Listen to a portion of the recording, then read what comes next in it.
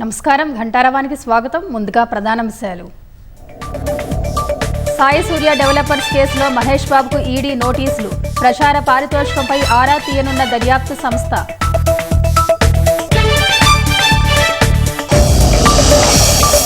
ఈ మధ్యాహ్నం ఇంటర్ ఫలితాలు విడుదల చేయనున్న ఉప ముఖ్యమంత్రి.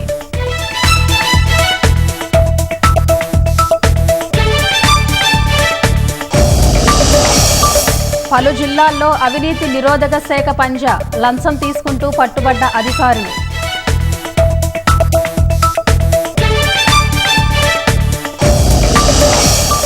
ఐదేళ్ల తర్వాత కైలాస మానస్ సరోవర్ యాత్ర పునః ప్రారంభం. జూన్ 30న ఢిల్లీ నుంచి 50 మందితో వెళ్లనున్న తొలి బృందం.